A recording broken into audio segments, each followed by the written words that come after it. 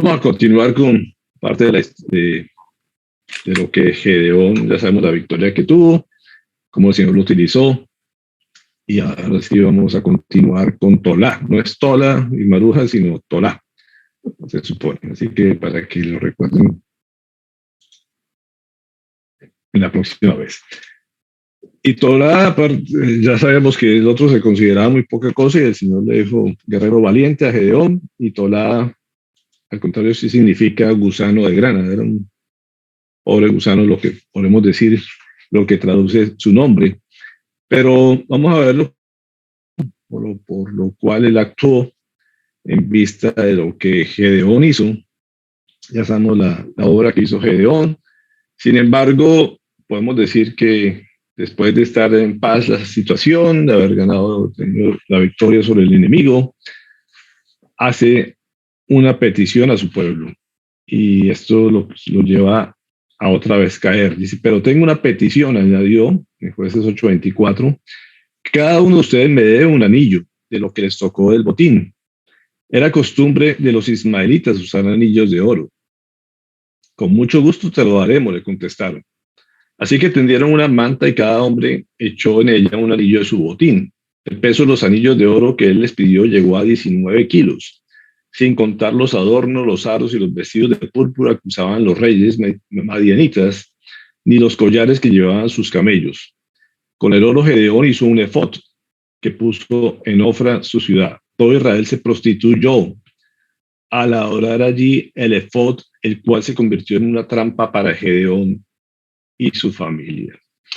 Sea un antojo, sea un deseo, un gusto, no sé por qué motivo lo hizo. El efod era, se puede decir, el pectoral, lo que cubría a los sacerdotes, y este juez decidió hacer un efod con parte del botín.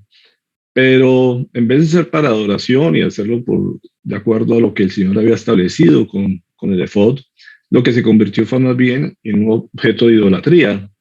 Y la gente, como dice, se prostituyó, cambiando la adoración a Dios a adorar un elemento sagrado, que debería ser sagrado, pero para uso de los sacerdotes.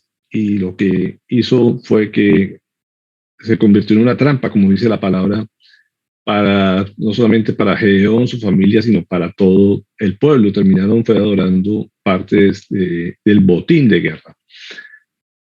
Debido a este hecho, otra vez los madianitas, dice que fueron sometidos, dice los madianitas fueron sometidos delante de los israelitas y no volvieron a levantar cabeza durante 40 años.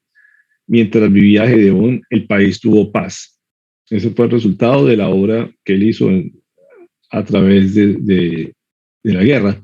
Jerubal, hijo de Joás, regresó a vivir a su casa. Tuvo 70 hijos, pues eran muchas sus esposas. Su concubina, que vivía en Siquén, también le dio un hijo a quien Gedeón llamó Abimelech. Y aquí vemos cómo Gedeón, después de esta obra, como dice, hace que él queda para la historia de la fe. Por lo que él hizo, quedó un gran hombre. Sin embargo, como dice, parte de lo que él hizo se convirtió en trampa para la gente. Y a la edad, dice que en edad avanzada él llegó a morir. Jueces 8:33. Gedeón, hijo de Joás, murió a la edad avanzada y fue sepultada en la tumba de Joás, su padre, en Ofra, pueblo del clan de Abiaser. En cuanto murió Gedeón, los israelitas volvieron a prostituirse ante los ídolos de Baal. Eligieron a Baal Berit como su dios y se olvidaron del Señor su Dios, que los había rescatado del poder de todos los enemigos que los rodeaban. También dejaron de mostrarse bondadosos con la familia de Jerubal, es decir, Gedeón, no obstante todo lo bueno que él había hecho por Israel. Así que, como dicen, rey muerto, Dios, rey puesto, básicamente buscaron a quien más adorar, se olvidaron rápidamente las obras de Jerubal, que era el mismo Gedeón, que como hemos dicho, tuvo muchos hijos, como leíamos ahorita. Sin embargo, todo eso se fue al traste, podemos decir, al olvido, y la gente volvió a adorar a otros dioses, a los hijos de Baal, como dice aquí, y termina básicamente la historia de Gedeón después de esto. Entonces, en Jueces 10, vamos a saltar a Jueces 10, dice, después de Abimelech, que fueron los hijos de Gedeón, dice, surgió un hombre de Isaacar para salvar a Israel. Se llamaba Tolá y era hijo de Fuba y nieto de Dodó. Vivía en Samir, en la región montañosa de Efraín, y gobernó Israel durante 23 años. Entonces murió y fue sepultado en Samir. Esta época, después de Gedeón, podríamos decir, es una época de paz, de tranquilidad, no hubo mayores eh, esclavitud, podríamos decir. Sí, y ahorita vamos a ver con el siguiente juez, que eran básicamente contemporáneos, y podemos decir que, que no tuvieron mayor acechanza de parte de los enemigos, sin embargo, se habían olvidado del Señor, se olvidaron de Gedeón, de su familia, se volvieron otra vez poco bondadosos, perdieron el amor, se puede decir, por lo que habían hecho este hombre, y dice que después aparece Tolá. Y la palabra que utiliza en esta parte es que cuando surgió un hombre, viene la palabra cum, que básicamente es levantarse, acondicionar al adversario, afirmar, armar, cambiar, camino, enderezar. Y Dios siempre utiliza a hombres que les duele la situación, que se inquietan precisamente cuando la gente se desvía del camino correcto. Y la palabra que utiliza aquí básicamente es que él, en forma voluntaria, podríamos decir, él se levanta a decir como un estandarte, a decir qué es lo que está pasando aquí y hay que volver al camino y se vuelve eh, un héroe a partir de este momento porque él decide, toma la decisión de preservar el camino y hacer que la gente vuelva a su lugar. Y esto es interesante en este aspecto porque él, como vemos aquí, estaba en la región de Efraín, en la zona de Efraín, pero dice la historia que él era de Isaacar. Y cuando vemos el mapa, vemos que habitualmente todos los jueces llegaron a gobernar o a dirigir o a defender en la misma tribu donde habían nacido, en el mismo lugar geográfico. Y ese es de los pocos que se van a otra región y mueren en otra región. O sea que él se levantó voluntariamente, fue a una región y no abandonó su obra hasta la muerte. Y esto es el único, como les digo, de los jueces que no se enterrado en la propia región donde vivía. Esto no era lo normal. Así que eso nos habla de un hombre que fue fiel a su misterio, fue fiel a su misión, que fue y que actuó básicamente en la región de Efraín, como vemos, está bastante alejado en cierta distancia. Aquí vemos la zona de Isaacar y aquí vemos la zona de Efraín, que básicamente es donde está Betel y está muy cerca a Jerusalén. Así que este hombre estuvo guiando a su pueblo voluntariamente y estuvo fiel hasta la muerte defendiendo eso. Y eso nos habla de que tenía toda la esperanza puesta en el Señor, que confió en el Señor y que este hombre fue fiel a la muerte. Y esto trae bienaventuranzas y trae bendición de parte del Señor. En cualquier misión que nos encomiende, Él mira la fidelidad de sus siervos, de que la gente no se desvía y que voluntariamente, como dice, se vuelve un estandarte para ser ejemplo de su pueblo y volverlos a llevar al camino. Por eso dice, bienaventurado aquel cuyo ayudador es el Dios de Jacob, cuya esperanza está en Jehová su Dios. Y creo que es algo que todos deberíamos tener cada vez que vemos personas que se olvidan del camino correcto, que se van a servir a otros dioses. Tenemos que tener esa sensibilidad por las personas y ser fieles, como dicen, en lo que el Señor nos ha mandado hasta el final, sin desmayar, y eso nos llama a orar por esas personas, a no desmayar, a no decepcionarnos a veces por la respuesta de la gente, sino que tenemos que persistir e insistir hasta que el Señor nos lleva a su presencia en esta misión que nos ha mandado. Como dice Apocalipsis 2:10, dice, no temas en nada lo que vas a padecer. Aquí el diablo echará a algunos de vosotros en la cárcel para que seáis probados y tendréis tribulación por 10 días. Sé fiel hasta la muerte, que yo te daré la corona de vida. Y este hombre, Tolá, quedó para la historia y seguramente recibió esa corona de vida por tomar esa iniciativa de velar y de insistir a enseñar seguramente la palabra en medio de una generación, de un pueblo que estaba completamente volcado a la idolatría. Y esto, como les decía, está en manos, al mismo tiempo contemporáneo, al juez siguiente, que es Jair, y que su nombre traduce Dios brilla, o el que alumbra. Y podríamos decir que estos dos jueces, como digo, están en la misma época, en un periodo relativamente de paz, no fueron hombres guerreros, pero que tuvieron una misión específica que era ser fieles, de preservar la palabra, de enseñar seguramente la palabra, que es lo que nos muestra a través de este nombre. Era una persona que brillaba seguramente por su testimonio. Y dicen en Jueces 10, 3 al 4. Tras él se levantó Jair Galadita, el cual juzgó a Israel 22 años. Este tuvo 30 hijos que cargaban sobre 30 asnos y tenían 30 ciudades que se llamaban las ciudades de Jair hasta hoy, las cuales están en la tierra de Galaad. Entonces, como vemos, están en dos territorios diferentes, como les decía, contemporáneos, pero que se levantaron. Nuevamente utiliza aquí la palabra porque Dios les puso la sensibilidad de enseñar a su pueblo, de hacerlos corregir y volver al camino. Y esto hace que nos demuestra que esta persona seguramente, por su nombre, Dios lo utilizó para alumbrar el camino adecuado a su pueblo. Y sabemos que el camino solamente lo puede dar el que está pegado a la palabra. Así lo expresa en toda la Biblia. Dice, la exposición de tus palabras alumbra y hace entender a los simples.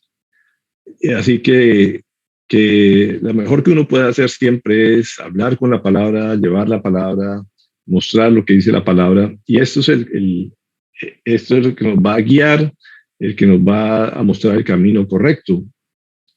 Y esto es el regalo de Dios para nosotros, como lo dice en Salmo 18:28, dice, tú encenderás mi lámpara, Jehová me alumbrará en mis tinieblas. Y creo que todos hemos experimentado eso en medio de la confusión, en medio de las dudas, en tantas cosas que había en nuestra mente, tantos nubarrones, tanta oscuridad que había en nuestra vida.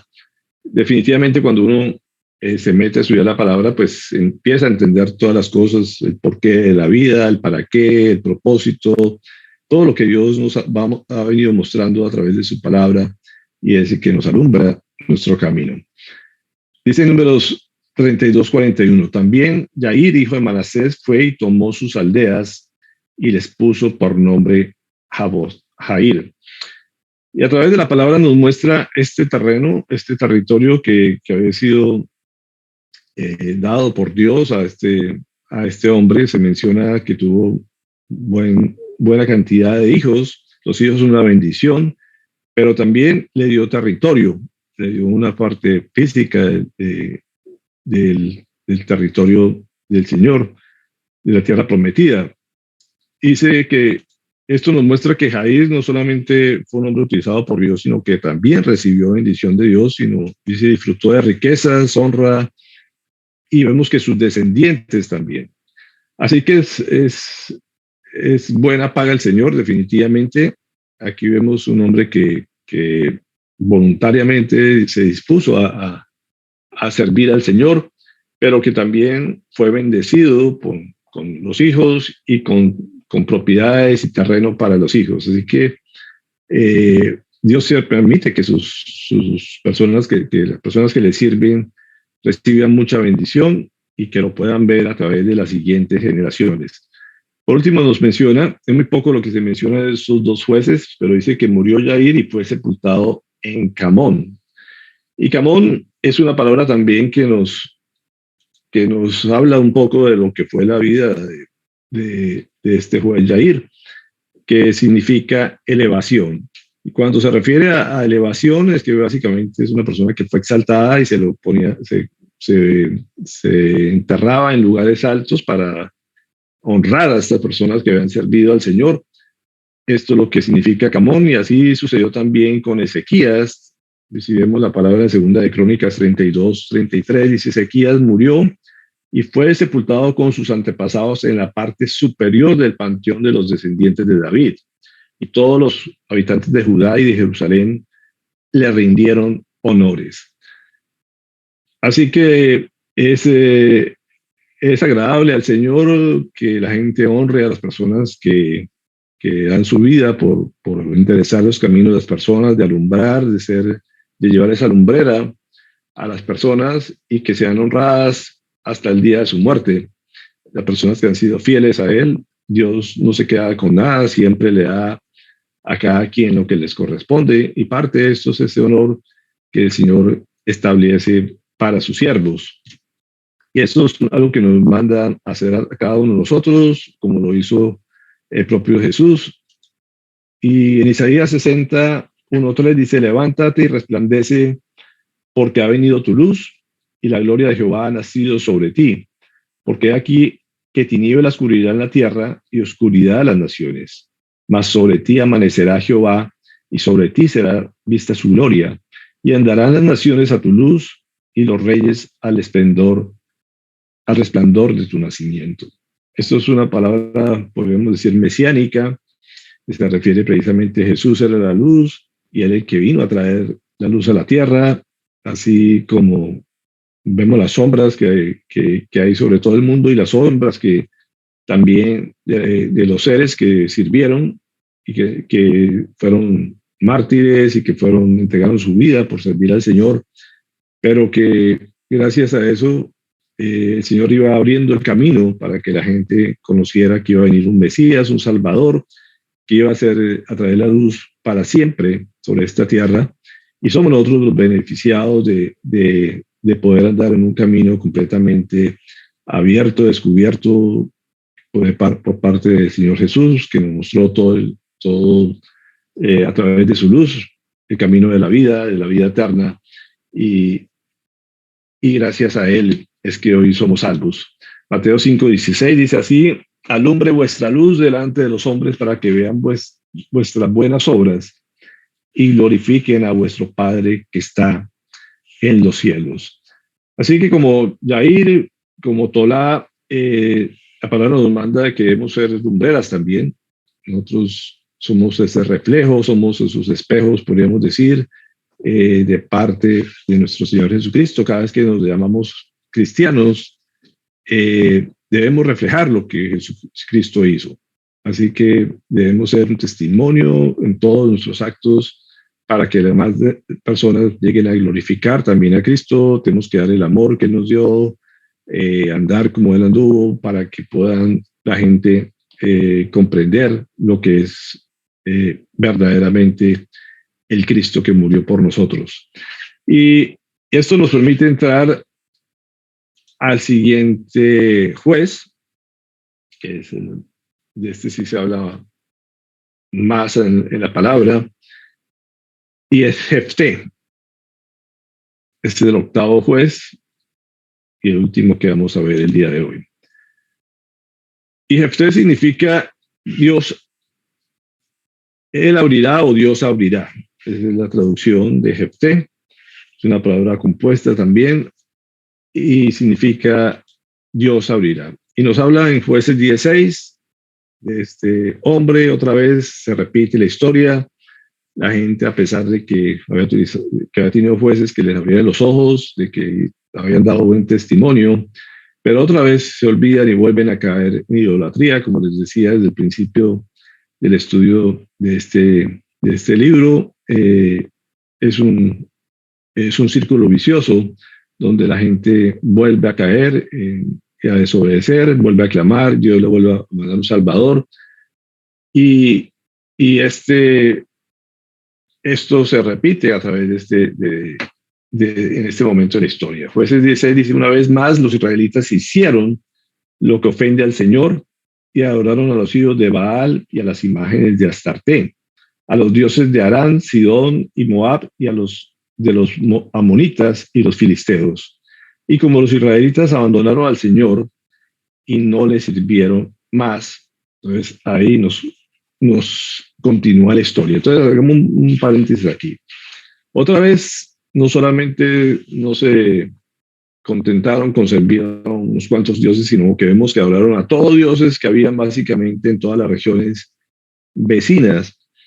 Esto muchas veces pasa por unirse a través de matrimonios infieles, paganos, y en vez de traer hacia ellos a la luz verdadera, se dejan más bien llevar por las tinieblas y terminan sirviendo a otros dioses. Y esto es algo que al Señor le enfurece, y es por eso que el Señor nos manda a guardarnos unos a otros y que más bien estemos en comunidad entre hermanos, es lo que Él siempre nos manda a hacer, y que influyamos y que afectemos más bien en vez de infectarnos con las personas incrédulas. En Jueces 17:8 dice: Él se enfureció contra ellos y los vendió a los filisteos y a los amonitas, a los que tenían sus propios dioses, y los cuales desde entonces y durante 18 años destrozaron y agobiaron a todos los israelitas que vivían en Galat, un territorio amorreo al otro lado del Jordán. Entonces vemos que el Señor básicamente los dio a los propios pueblos donde ellos adoraban esos dioses. Si ustedes quieren ser parte de ellos, pues váyanse para allá, y ellos terminaron siendo oprimidos por estos pueblos. En el versículo 9 nos dice: también los amonitas cruzaron el Jordán para luchar contra las tribus de Judá, Benjamín y Efraín, por lo que Israel se encontró en una situación de extrema angustia. Y así lo pone la palabra, extrema angustia. Entonces, nuevamente la gente clama al Señor y reconocen, se arrepienten y dicen: hemos pecado contra ti al abandonar a nuestro Dios y adorar a los hijos de Baal. Entonces, es necesario reconocer el pecado en forma honesta ante el Señor, y ellos, eso es lo que lleva a veces, y por eso Dios permite que la gente pase por situaciones extremas, para que eso los lleve a forzar a confesar sus pecados, y eso fue lo que hizo este pueblo de Israel cuando estaba en esta extrema angustia. El versículo 16 dice que entonces se deshicieron de los dioses extranjeros que había entre ellos y sirvieron al Señor. Y el Señor no pudo soportar más el sufrimiento de Israel. Entonces aquí lo que vemos es un verdadero arrepentimiento. Ellos se deshacen de los dioses, que es lo que hay que hacer. No solamente es decir, no, me arrepiento de mi pecado, sino que hay que tomar acciones, y esas acciones era precisamente liberarse de toda esa idolatría. Básicamente sacar ese anatema, lo que la Biblia se conoce como anatema, sacar eso de su pueblo y empezar a servir al Señor. Así que ellos hicieron esto, y el Señor ante eso dice que no pudo soportar ver el sufrimiento de Israel. Y eso me encanta cómo lo expresa aquí la palabra, porque ve uno a ese padre como uno ve a los hijos que están siendo atacados por el enemigo, por las situaciones que se han metido. Es ese sentimiento paternal que no, por ningún motivo, nos gusta ver sufrir a nuestros hijos. Y el Señor no está exento de eso. Él estaba esperando que ellos se arrepintieran, que volvieran al camino, y inmediatamente empieza a tomar acciones. Hay otro pasaje también en Oseas donde nos describe ese sufrimiento de parte de Dios, que nos dice: ¿cómo podría yo entregarte, Efraín? ¿Cómo podría abandonarte, Israel? Yo no podría entregarte como entregué a Admá. Yo no podría abandonarte como Cebollín.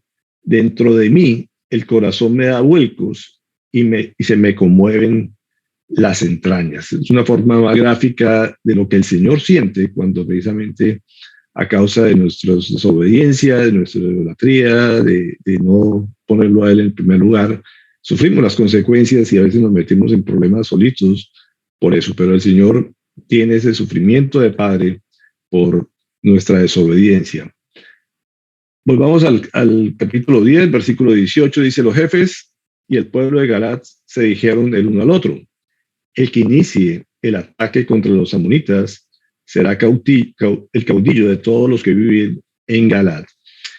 Y aquí podemos decir que fue una decisión humana, sin embargo sabemos que Dios tiene el control de todas las cosas. Aquí los jefes de las tribus, al ver el sufrimiento, decidieron que empezara un ataque contra el enemigo sería el salvador y el jefe de todo el pueblo. De esta manera lo decidieron. Y en base a esta decisión, seguramente empezaron a ver quiénes tenían este perfil para ofrecerle esta misión. Y en el capítulo siguiente, en Jueces 1, 11, del 1 al 3, nos habla de este personaje Jefté. Y nos habla las características, quién era, de dónde venía. Y dice: el jefe Jefté, el galadita, era un guerrero valiente, hijo de Galat y de una prostituta. Galat también tuvo hijos con su esposa, quienes cuando crecieron echaron a Jefté. No tendrás parte en la herencia de nuestra familia, le dijeron, porque eres hijo de otra mujer. Entonces Jefté huyó de sus hermanos y se fue a vivir en la región de Tob, donde se le juntaron unos hombres sin escrúpulos que salían con él a cometer fechorías.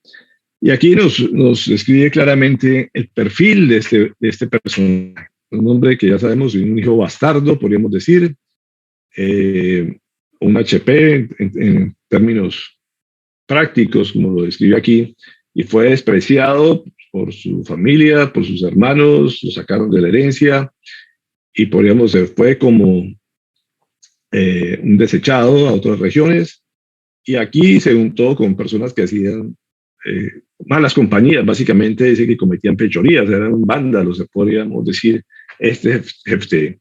Y es interesante ver cómo el Señor hasta este tipo de personajes utiliza para su obra, porque Él conoce al fin y al cabo lo que hay en el corazón de cada quien, independientemente de lo que el hombre vea, y creo que somos muy crueles nosotros y somos muy rápidos para juzgar a las personas, pero el Señor a nadie desecha y a nadie discrimina, independientemente de donde vengamos. Todos somos útiles para la obra del Señor siempre y cuando nos dispongamos a hacerlo de corazón. Y eso es lo que uno aprende de Jefté y lo que ve acá. En algunos comentaristas dice que con los que se juntó no eran tan mala gente, pero en la mayoría de versiones se menciona que eran básicamente delincuentes o fechorías con los que se juntó Jefté. El versículo 4 al 7 nos sigue describiendo a este personaje y lo que él hizo. Después de algún tiempo, cuando los amonitas hicieron la guerra contra Israel, los ancianos de Galat fueron a traer a Jefté de la tierra de Tob. Ven, le dijeron, sé nuestro jefe, para que podamos luchar contra los amonitas. Jefté les contestó: ¿no eran ustedes los que me odiaban y me echaron de la casa de mi padre? ¿Por qué vienen a verme ahora cuando están en apuros? Y así pasa con la gente, a veces los juzgan a las personas, pero cuando necesitan de ellas, ahí sí van a robarles, y esto es lo que Jefté les hace ver a ellos, de que porque ahora sí lo buscaban, era un guerrero, pero cuando estaban en paz, o cuando estaban sirviendo a otros dioses, ahí sí no les importaba este personaje. Pero lo que es el miedo o la situación extrema, ahí sí se acaban las discriminaciones, se acaban los desechables y todos son útiles para la guerra. Así que fue lo que le pasó a Jefté. Sin embargo, se dispuso a servir al Señor, como lo vemos en los versículos siguientes. En el versículo 8 dice: los ancianos de Galat le dijeron, por eso ahora venimos a verte. Ven con nosotros a luchar contra los amonitas y serás el caudillo de todos los que vivimos en Galat.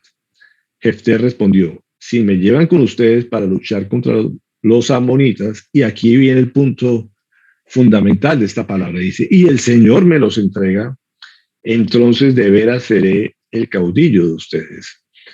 Y aquí vemos que había un temor del Señor, de todos modos él sabía que él dependía del Señor mucho más que los, se puede decir, las personas normales o común y corriente o que tenían ciertos privilegios dentro de su pueblo, o los jefes que confiaron más en este HP que en el mismo Señor, porque él sí tenía claro de quién dependía.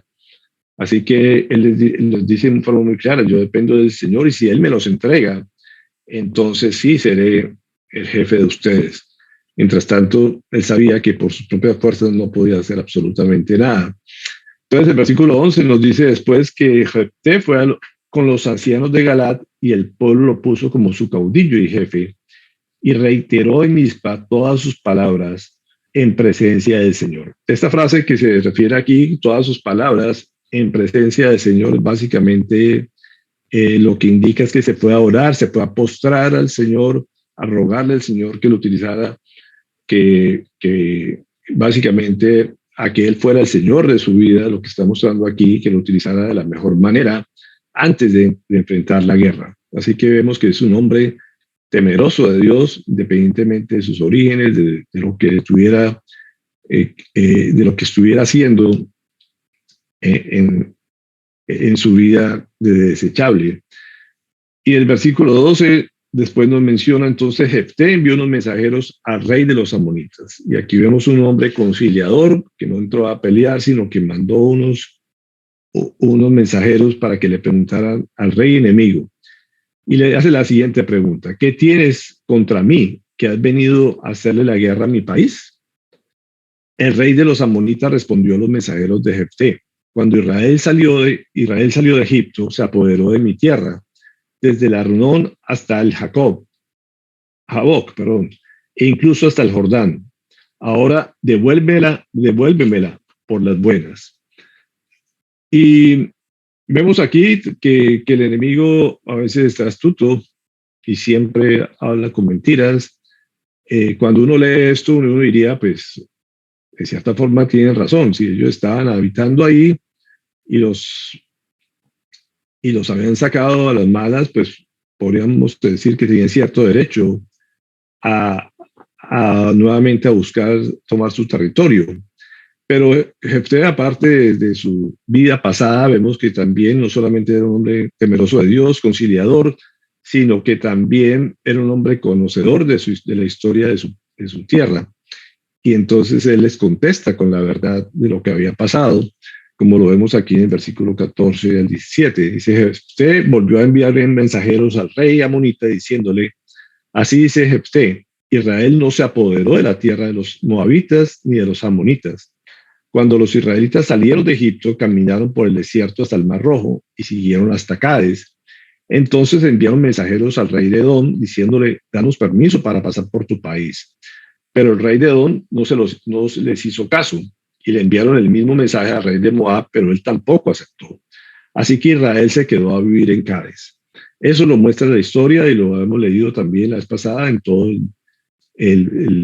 la peregrinación desde Egipto hasta la tierra prometida. Y vemos que ellos respetaron el hecho de que no les dieran permiso de pasar. Y fueron ellos más bien los que vinieron a atacar por temor al pueblo de Israel. Y el Señor les había permitido tomar este territorio después de una guerra, después de que ellos fueron los que habían sido atacados. Dios les entregó esta tierra por el engaño, la traición que ellos habían cometido contra el pueblo de Israel. Así que Jefté conocía perfectamente esa historia, era un hombre que estaba preparado, tenía conocimiento y hablaba con la verdad. En Jueces 11:23 dice, el Señor Dios de Israel les quitó esta tierra a los amorreos para dársela a su pueblo Israel. ¿Y tú no las vas a quitar? Y es interesante la pregunta de eso, porque cuando el Señor da algo, no lo quita. Y no permite, y no puede permitir que otros también le vengan a quitar lo que el Señor le ha dado a cada quien. Así que cuando es una bendición de parte de Dios, Dios no se la vive quitando a las personas porque sí, y como dice él, estaba en todo su derecho de reclamar este territorio, y pues lo estaba haciendo de la mejor manera, buscando una mediación antes de llegar a la guerra. En el versículo 27 le dice, yo no te he hecho ningún mal, tú en cambio obras mal conmigo al librar una guerra contra mí. Que el Señor, el gran juez, dicte hoy su sentencia en esta contienda entre israelitas y amonitas. Y qué bonito es ver esto cuando vuelve a rendirse ante el Señor y lo pone como el juez supremo, independientemente de lo que las personas nos quieran hacer a nosotros, independientemente de nuestros conocimientos, siempre hay que acudir al Señor para que Él obre en justicia en cada situación. Y esto es lo que nos muestra Jefté. Jefté fue un hombre que se sometió al Señor y buscó que él dictara sentencia, se puede decir, en medio de esta discusión, y dijo pues que él le entregue el territorio a quien le pertenece si llega a haber alguna duda. Así que eso lo podemos ver como ejemplo de Jefté. El versículo 29 nos dice que entonces Jefté, poseído por el Espíritu del Señor, por el Espíritu Santo, recorrió Galat, y Manasés pasó por Mizpa de Galat, y desde allí avanzó contra los amonitas. Entonces vemos que no iba a hacer nada por su propia voluntad, era guiado por el Señor, por su Espíritu, y iba siendo tomar las decisiones para la guerra, para que recuperara ese territorio, y vemos que no eran sus fuerzas, sino las fuerzas del Señor. En el versículo 2 del 3 del capítulo 12 nos dice, cuando vi que ustedes no me ayudarían, arriesgué mi vida, marché contra los amonitas y el Señor los entregó en mis manos. ¿Por qué pues han subido a luchar contra mí? Esto es un poco más adelante este pasaje. Vemos como la tribu de Efraín quería llevarse elogios de donde no merecía. Él les había pedido que lo acompañaran a esta guerra. Ellos no habían accedido y más bien le estaban reclamando y se levantaron contra Jefté para tener parte del botín. Y él nos muestra aquí que él expuso su vida. Fue un hombre valiente que se arriesgó, no esperaba que estas ayudas llegaran, no dependía de las otras tribus ni de la ayuda militar de ellos. Simplemente un hombre que confió en el Señor, que fue un hombre de fe, que se arriesgó hasta su propia vida, como dice aquí, para lograr el propósito del Señor. Y es algo que también nos enseña Jefté. Cuando el Señor nos manda una misión, tenemos que confiar solamente en Él, así tengamos que arriesgar nuestra vida y no estar dependiendo de los demás, ni de lo que opinen, de lo que digan los demás o de la ayuda de las demás personas. Simplemente se metió a ayudarse. Y aquí regresamos un momentico al versículo 32 y 33 del capítulo 11, donde nos dice, Jefté cruzó el río para luchar contra los amonitas y el Señor los entregó en sus manos. Derrotó 20 ciudades, desde Aroer hasta las inmediaciones de Minit y hasta Abel Keramín, y la derrota fue muy grande. Así los amonitas quedaron sometidos a los israelitas. Y hasta aquí podríamos decir, la vida de Jefté fue un gran ejemplo, un hombre que dejó servir al Señor, pero hasta ahí no termina la historia, porque aquí viene la parte donde no todo es perfecto, y desafortunadamente recordado Jefté más bien por excesos que cometió, así como también Gedeón cometió algún exceso.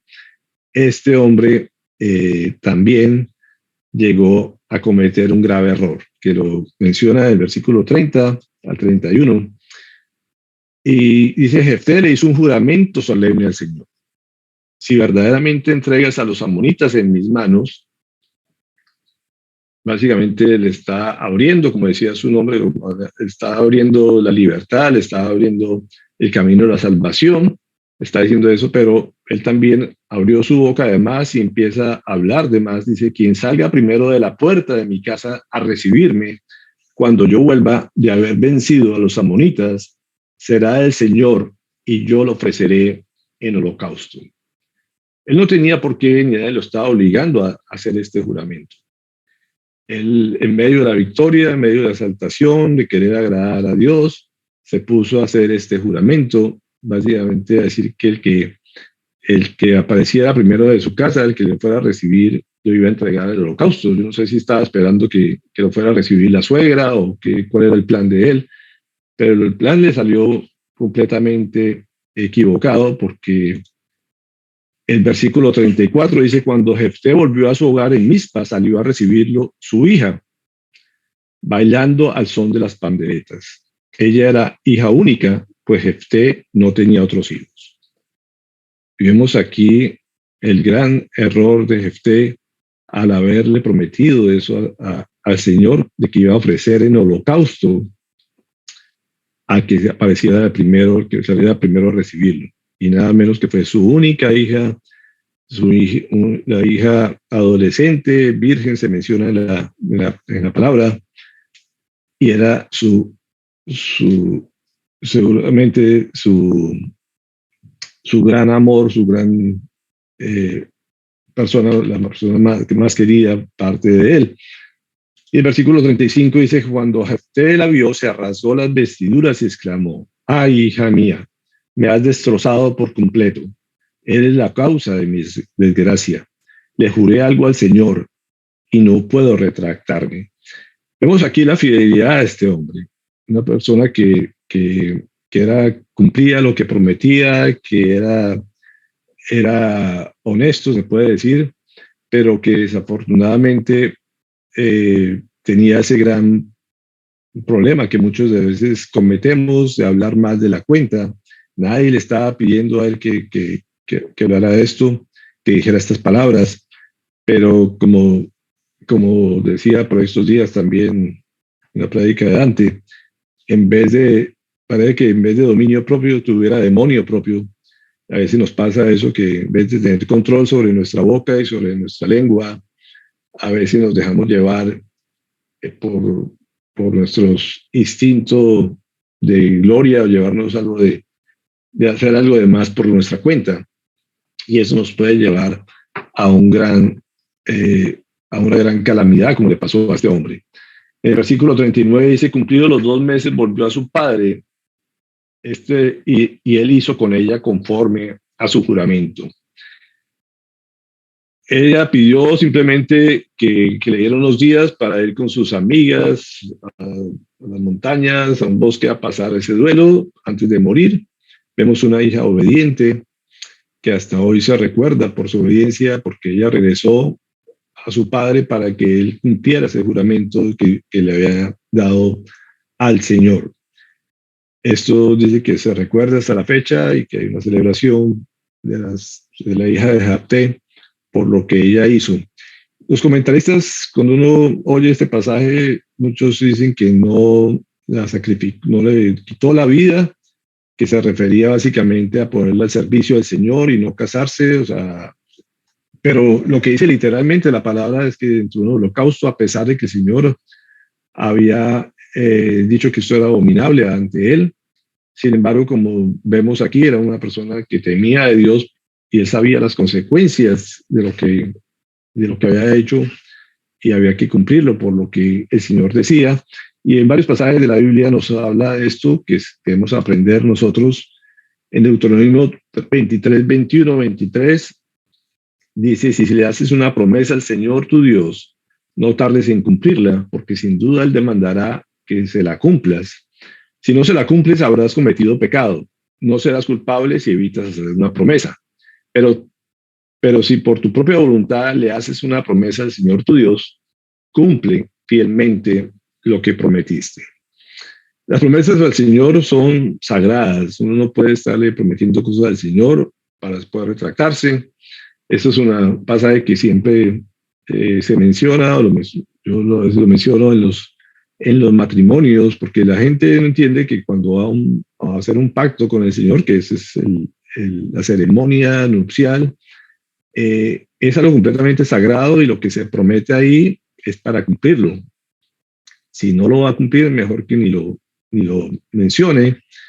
Así que la gente a veces toma esto muy a la ligera y aquí tenemos que entender a través de esta historia lo fuerte, lo serio que es esto para el Señor. Y todo lo que sale de la boca produce un efecto. Y si es un juramento que que le da uno al Señor, pues simplemente hay que cumplirlo, si no tendrá que someterse a las consecuencias de ese incumplimiento. En Números 32 dice, cuando un hombre haga un voto al Señor o bajo juramento haga un compromiso, no deberá faltar a su palabra, sino que cumplirá con todo lo prometido. Y el Salmo 15:4 dice que desprecia al que Dios reprueba, pero honra al que teme al Señor, que cumpla lo prometido, aunque salga perjudicado. Así que esto es lo que nos enseña esta historia de Jefté, que hay que tener mucho cuidado con lo que se dice, con lo que se promete, porque hay que pensar antes de abrir la boca y no abrirla ligeramente, porque eso trae consecuencias fatales. Por último, ella le dice, como le dice, ella sabía lo que era esto para el Señor, era una persona que seguramente fue criada bajo los principios bíblicos, bajo la palabra del Señor, y ella termina diciéndole, Padre mío, replicó ella, le has dado tu palabra al Señor. Haz conmigo conforme a tu juramento, ya que el Señor te ha vengado de tus enemigos, los amonitas. Ella sabía que la obra era del Señor, que Dios era el que había hecho, le ha dado la victoria sobre los enemigos, y no le quedaba más sino someterse a su padre también, para que él cumpliera lo que le había prometido al Señor antes de cometer otra falta más grave. Por último, nos dice que Jefté gobernó a Israel durante 6 años y cuando murió Jefté Galadita fue sepultado en su pueblo Galad.